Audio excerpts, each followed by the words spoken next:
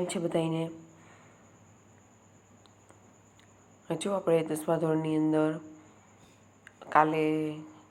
કાલના લેક્ચરની અંદર ચેપ્ટર 16 અદ્ભુતમ યુદ્ધમ અદ્ભુત યુદ્ધ એ વિષયનો પરિચય મેળવ્યો હતો.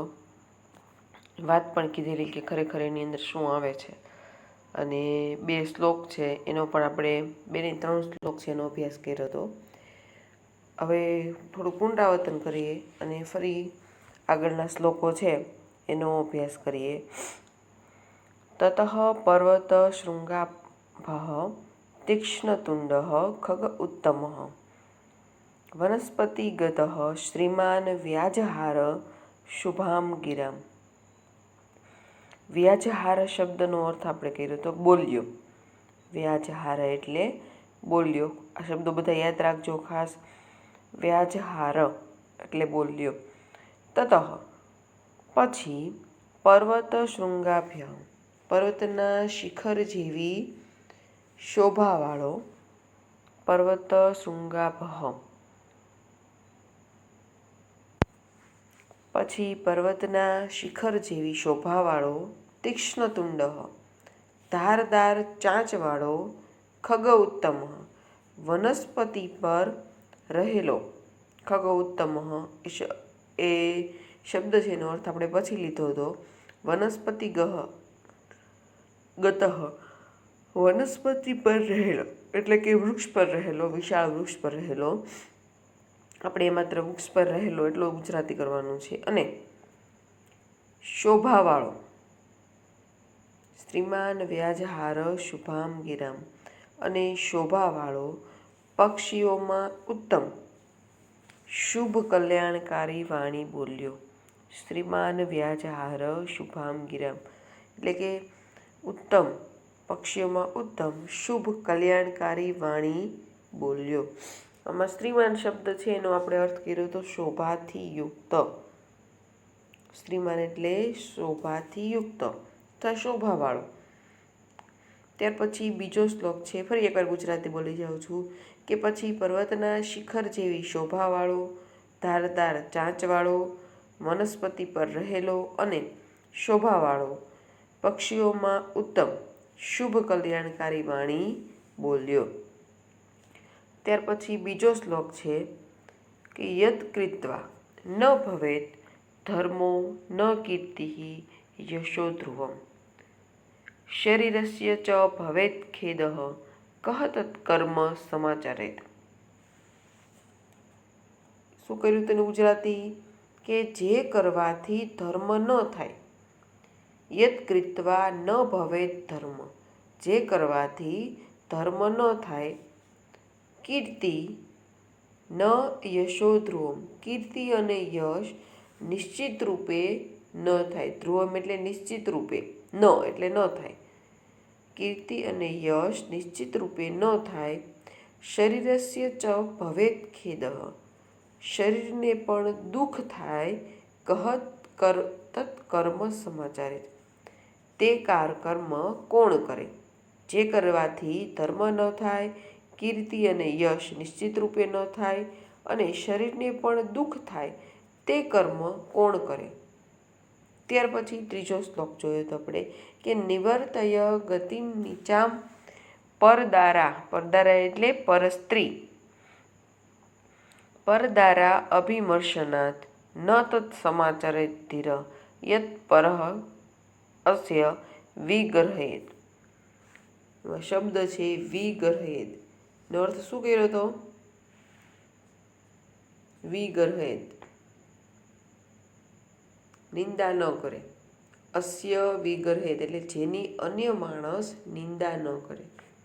યત પરઃ અસ્ય વિગર્હેત એટલે કે જેની અન્ય માણસ વિગર્હેત એટલે નિંદા કરે. ત્યાર પછી આપણે શ્લોકનો અનુવાદ જોઈ લઈએ કે પારકી સ્ત્રીનો સ્પર્શ કરવાથી પરદારા અભિમર્શનાથ પારકી સ્ત્રીનો સ્પર્શ કરવાથી થનારી નિવર્તય ગતિમ નીચામ નીચી અથવા હીન ગતિથી તું અટકી જા. નિવર્તય શબ્દ આપણે અહીંયા આવ્યો હતો. કયો શબ્દ હતો? નિવર્તય. નિવર્તયનો અર્થ થાય અટકી જા અથવા રોકાઈ જા અથવા આવું ન કર. બરાબર. પારકી સ્ત્રીનો સ્પર્શ કરવાથી થનારી નીચી અથવા હીન ગતિથી તું અટકી જા. ત્યાર પછી ન તત્ સમાચરે ધીરઃ યત પરઃ અસ્ય વિગર્હેત. એટલે કે જેની અન્ય માણસ નિંદા કરે તે કર્મ ધૈર્યશીલ વ્યક્તિએ આચરવું જોઈએ નહીં અથવા કરવું જોઈએ નહીં. ત્યાર પછી ચોથો શ્લોક છે કે વૃદ્ધ અહમ ત્વમ યુવા ધન્વી સરથ કવચી શરી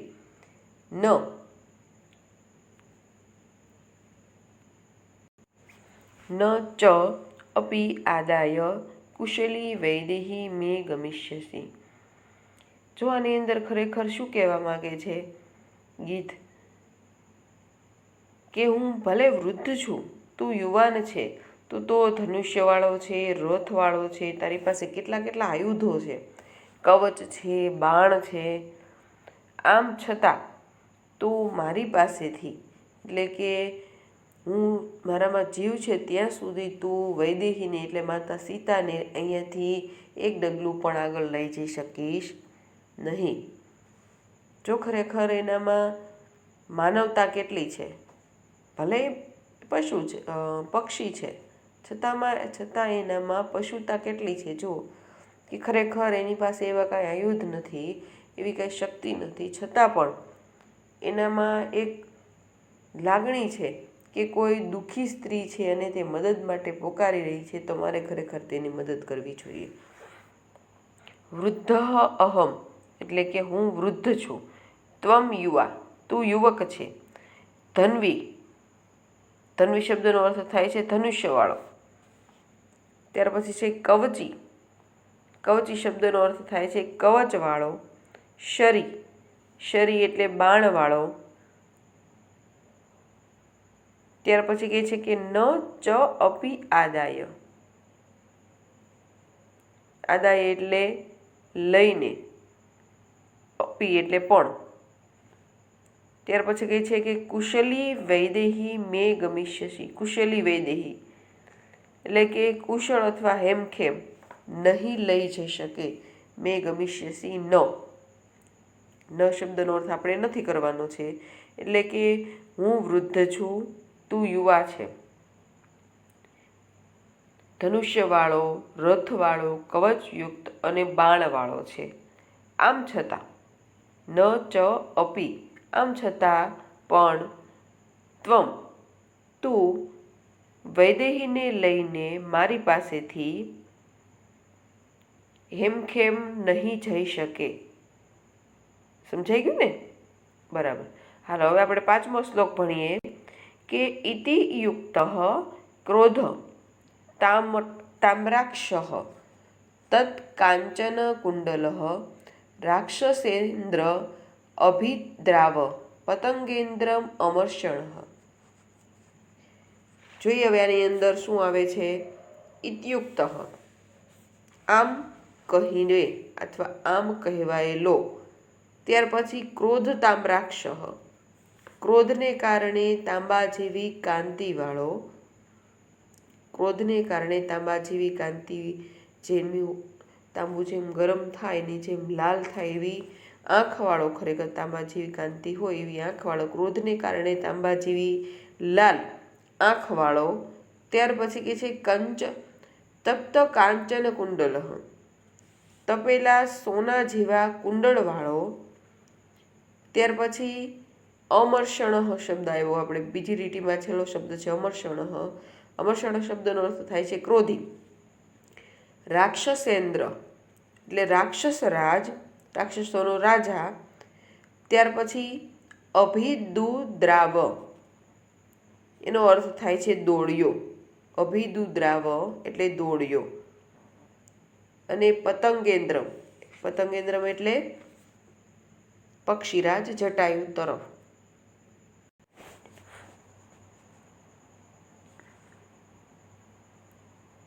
પતંગેન્દ્રમ એટલે પક્ષીરાજ જટાયુ. અભિદુદ્રાવ એટલે તરફ દોડ્યો.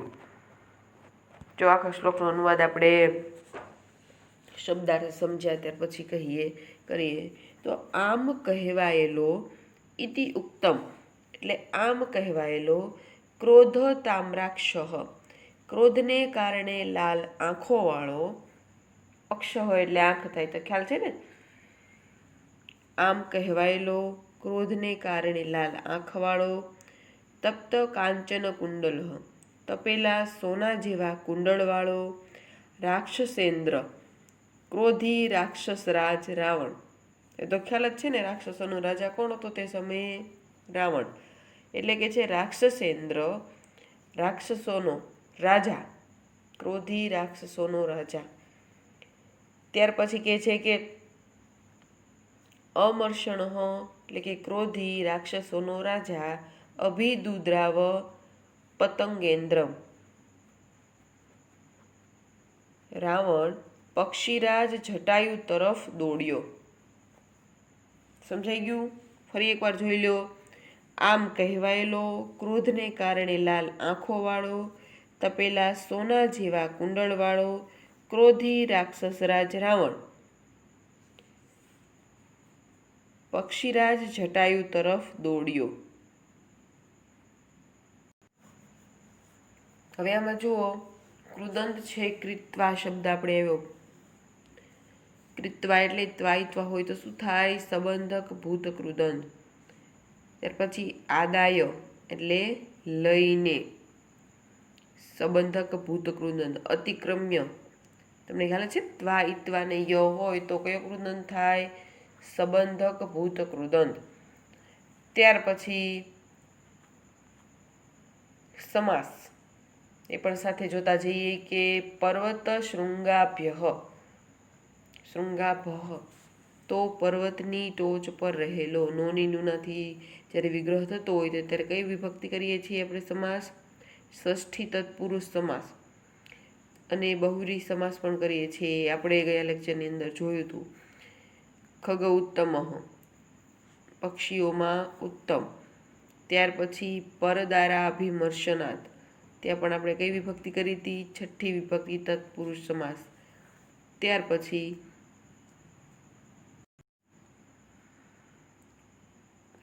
પરદારા અભિમર્શનાથ છઠ્ઠી વિભક્તિ પારકી સ્ત્રી, બરાબર. ત્યાર પછી પરદારા અભિમર્શનમ તસ્માત ષષ્ઠી વિભક્તિ તત્પુરુષ સમાસ બીજાની સ્ત્રી. સરથ સરથ એટલે રથ સહિત બહુવ્રીહી સમાસ.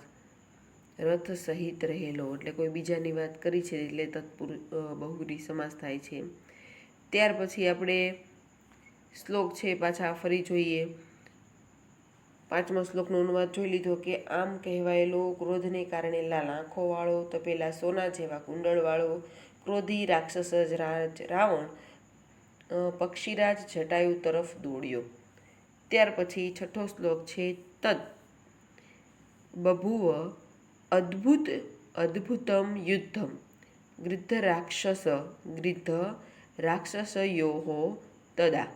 સંધિ છૂટી પડવાની એટલે તમને શ્લોકનો અનુવાદ પણ આવડી જાય અને શબ્દાર્થ છે એ પણ સમજાઈ જાય. સપક્ષયો માલ્યવતો મહાપર્વતયો ઇવ. શબ્દાર્થ જોઈએ પહેલાની અંદર. ગૃદ્ધ રાક્ષસયો ઇતરેતર દ્વંદ્વ સમાસ થાય છે અહીંયા. ગીધ અને રાક્ષસનું, ગીધ રાક્ષસયો એટલે કે ગીધ અને રાક્ષસનું. ત્યાર પછી સપક્ષયો મહાપર્વતયો એટલે કે સપક્ષયો પાંખો સાથેના મહાન પર્વત એવા. સપક્ષયો મહાપર્વતયો પાંખો સાથેના મહાન પર્વત એવા. ઇવ એટલે જેવું. અદ્ભુતમ યુદ્ધમ બભુવ અદ્ભુત યુદ્ધ થયું. બભુવ એટલે થયું, અદ્ભુત યુદ્ધ થયું. અહીંયા જો પાંખો સાથેના મહાન પર્વત એવા એટલે ખરેખર ગીધ પાસે આયુધો તો બીજા તો કંઈ હતા નહીં એના શરીર સિવાય, એટલે કે છે એની પાસે પાંખો હતી, જે ખરેખર મોટી પાંખો, એ ખરેખર મહાન પર્વત જેવી હતી, એવી એ ઉપમા આપેલી છે. જો તદ બભુવ અદ્ભુતમ યુદ્ધમ વૃદ્ધ રાક્ષસયોહો તદા, ત્યારે તે ગીધ અને રાક્ષસનું, તદ ત્યારે, ગીધ રાક્ષસયોહો તદા, ગીધ અને રાક્ષસનું, સપક્ષયો માલ્યવતો, પાંખો સાથેના બે માલ્યવાન નામના મહાપર્વતો જેવું, અદ્ભુતમ મહાપર્વતયોહો ઇવ, આ બે શબ્દ છે એનો અનુવાદ પહેલાં લઈ લેવાનો છે, છેલ્લે આવશે એ બભુવ અદ્ભુતમ યુદ્ધમ એનો અનુવાદ. સપક્ષયોહો માલ્યવતોહો મહાપર્વતયોહો ઇવ, એટલે કે બે પાંખો સાથેના બે માલ્યવાન નામના મહાપર્વતો જેવું અદ્ભુત યુદ્ધ જોયું. ખરેખર એવા મહાન પર્વતો જે છે એ એકબીજા સાથે અથડાતા હોય એમ રાક્ષસ રાજ રાવણ અને ગીધની જે પાંખો હતી, જે ખરેખર પર્વત જેવી, એ ખરેખર એને એના આયુધ સમજતો હતો. એ બંનેનું અદ્ભુત યુદ્ધ જે છે એ જોયું. હજુ ફરી વાર જોઈ લઈએ કે તદ બભુવ અદ્ભુતમ યુદ્ધ, ત્યારે અદ્ભુત યુદ્ધ છે એ થયું. ગીધ રાક્ષસીયો તથા, ગીધ અને રાક્ષસનું, સપક્ષયો માલ્યવતો મહાપર્વતયો ઇવ, પાંખો સાથેના, સપક્ષનો અર્થ થાય છે પાંખો સાથેના બે માલ્યવાન નામના મહાપર્વતો જેવું અદ્ભુત યુદ્ધ છે એ થયું. ત્યાર પછી જોઈએ વિદદાર, નખે અસ્ય તુંડમ પૃષ્ઠે સમર્પયન કેશાન ચ ઉત્પાટયામાસ, નખ પક્ષ મુખ આયુધ. હમણાં વાત કરી તેમ કે ગીધ પાસે રાવણના જેવા હથિયારો હતા ને, રાવણ પાસે તો ધનુષ્ય, રથ, કવચ, બાણ, ઘણા બધા આયુધો હતા, પણ ગીધ પાસે માત્ર એની ચાંચ, એની પાંખ અને મુખ સિવાય કંઈ પણ આયુધો હતા નહીં. છતાં પણ એ જોરદાર ટક્કર આપે છે રાવણને. તમે રામાયણ સિરિયલ જોઈ છે, એના અદ્ભુત યુદ્ધ પણ જોયું છે તમે, એટલે ખ્યાલ હશે. ન જોયું હોય તો યુટ્યુબની અંદર સર્ચ કરી જોઈ લેજો, કારણ કે કાવ્ય છે તમને વધારે સમજાઈ જશે. હવે જુઓ, વિદદારો શબ્દનો અર્થ થાય છે ઉઝરડા પડ્યા. નખે હે વિદદાર, નખોથી ઉઝરડા પાડ્યા. ત્યાર પછી શબ્દ છે અશ્ય, એટલે કે એની, તુંડમ પૃષ્ઠે સમર્પયન. તુંડમનો અર્થ આપણે કરવાનો છે ચાંચ. ચાંચને પૃષ્ઠે એટલે પીઠ ઉપર, સમર્પયન એટલે કે મૂકીને, ચાંચને પીઠ ઉપર મૂકીને અથવા ચાંચથી પીઠ ઉપર પ્રહાર કરીને, નખ પક્ષ મુખ આયુધ, નખ પક્ષ એટલે પાંખ અને ચાંચના શસ્ત્રવાળાએ, નખ પાંખ અને ચાંચના શસ્ત્રવાળાએ, કેશાન ચ ઉત્પાટયામાસ, વાળને ઉખાડી નાખ્યા. કેશાન એટલે વાળ, ઉત્પાટયામાસ એટલે કે ઉખાડી નાખ્યા. ફરીવાર જોઈએ આપણે શ્લોક કે એની ચાંચથી પીઠ ઉપર પ્રહાર કરીને. સાતમો શ્લોક છે આપણે જોઈએ છીએ કે વિદદાર નખે અશ્ય તુંડમ પૃષ્ઠે સમર્પયન. એનું ગુજરાતી કરીએ કે એની ચાંચથી, તુંડમ પૃષ્ઠે સમર્પયન, એની ચાંચથી પીઠ ઉપર પ્રહાર કરીને. પૃષ્ઠે એટલે પીઠ ઉપર, સમર્પયન એટલે પ્રહાર કરીને. આપણે શબ્દાર્થ જોયા હતા કે એની ચાંચથી, નખે અસ્ય તુંડમ, તુંડમ એટલે ચાંચથી, એની ચાંચથી પીઠ ઉપર પ્રહાર કરીને તેણે વિદદાર નખે અસ્ય, નખોથી ઉઝરડા પાડ્યા. નખે વિદદાર, એનું ગુજરાતી આપણે કર્યું હતું કે નખોથી ઉઝરડા પાડ્યા. એની ચાંચથી તુંડમ પૃષ્ઠે સમર્પયન વિદદાર નખે અસ્ય. એ રીતના ગુજરાતી કરવાનું છે તમારે કે એની ચાંચથી પીઠ ઉપર પ્રહાર કરીને તેણે નખોથી ઉઝરડા પાડ્યા. ત્યાર પછી કેશાંત ઉત્પાટયામાસ. નખ પક્ષ મુખ આયુધ. આમાં પણ એમ જ છે, છેલ્લો શબ્દ છે એનો અર્થ પહેલાં લેવાનો છે કે નખ એટલે નખો, પક્ષ એટલે પાંખ, મુખ એટલે કે ચાંચના, શસ્ત્રવાળા આયુધ હોય એટલે શસ્ત્રવાળા. નખો, પાંખ અને ચાંચના શસ્ત્રવાળા. મુખ શબ્દનો અર્થ કરવાનો છે ચાંચ, કારણ કે એનું મુખ છે એમાં ચાંચ એ જ એનું મુખ કહેવાય એટલા માટેથી. નખો, પાંખ અને ચાંચના શસ્ત્રવાળા આયુધો એટલે શસ્ત્રવાળા. કેશાન ઉત્પાટયામાસ. પક્ષીરાજ જટાયુએ રાવણના વાળ ઉખાડી નાખ્યા. કેશાંત ઉત્પાટયામાસ. પક્ષીરાજ જટાયુએ રાવણના વાળ ઉખાડી નાખ્યા. હવે જો તમને એમ થાય કે અહીંયા પક્ષીરાજ જટાયુ એ રાવણના એ શબ્દનું સંસ્કૃત શબ્દ નથી, પરંતુ ખરેખર આપણે આ શ્લોકની અંદર આ શબ્દ બંધ બેસે છે એટલે યાદ રાખવાનું. ફરી એકવાર જોઈ લઈએ. વિદદાર નખેસ્ય. જે રીતના ગુજરાતી કરવાનું છે એ જ રીતના કહું છું કે તુંડમ પૃષ્ઠે સમર્પયમ. એની ચાંચથી પીઠ ઉપર પ્રહાર કરીને વિદદાર નખેસ્ય તેણે નખોથી ઉઝરડા પાડ્યા. નખ પક્ષ મુખ આયુધ. નખો, પાંખ અને ચાંચના શસ્ત્રવાળા પક્ષીરાજ જટાયુએ રાવણના કેશાન ઉત્પાટયામાસ. રાવણના વાળ ઉખાડી નાખ્યા. ત્યાર પછી 8મો શ્લોક છે એનું ગુજરાતી આપણે જોઈએ કે તતઃ અસ્ય સશરમ ચ ચાપમ. તતઃ અસ્ય સશરમ ચાપમ મુક્તામણિ વિભૂષિતમ ચરણાભ્યામ મહાતેજા બભજ્જ પતંગોત્તમ. તતઃ અસ્ય સશરમ. સશરમ એટલે શર એટલે શું થાય? બાણ. શબ્દ યાદ રાખજો. તમને ઘણી વખત સમાનાર્થી શબ્દમાં અથવા શબ્દનું ગુજરાતી છે એ લખો એમાં પણ તમને પૂછાય છે. તો શરનો અર્થ કરવાનો છે બાણ, ધનુષ્ય. બરાબર?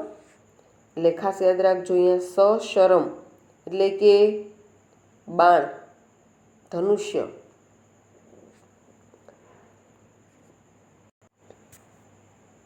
શરમ એટલે કે ધનુષ્ય. ફરીવાર જોઈએ આપણે. ત્યાર પછી ચરણાભ્યામ એટલે કે બે પગો વડે. ચરણાભ્યામ શબ્દ છે બે પગો વડે. હવે ચરણાભ્યામ કઈ વિભક્તિ થાય? ભ્યામ શબ્દ છે કઈ વિભક્તિમાં આવે? ત્રીજી, ચોથી, પાંચમી તમારે શોધવાનું છે. બરાબર? ભ્યામ જોઈ દો ને આપણે. રામાભ્યામ, રામાભ્યામ, રામાભ્ય. તો ભ્યામ છે એ બહુવચનમાં આવે. બરાબર? પણ વિભક્તિ કઈ આવે એ તમારે શોધવાનું છે. ત્યાર પછી બભજ્જ શબ્દ આવ્યો અહીંયા આપણે. કયો શબ્દ છે? બભજ્જ પતંગોત્તમ. બભજ્જ શબ્દનો અર્થ થાય છે તોડી નાખ્યું. ને પતંગોત્તમ એટલે પક્ષીઓમાં શ્રેષ્ઠ. મહાતેજાહ મહાન તેજસ્વી.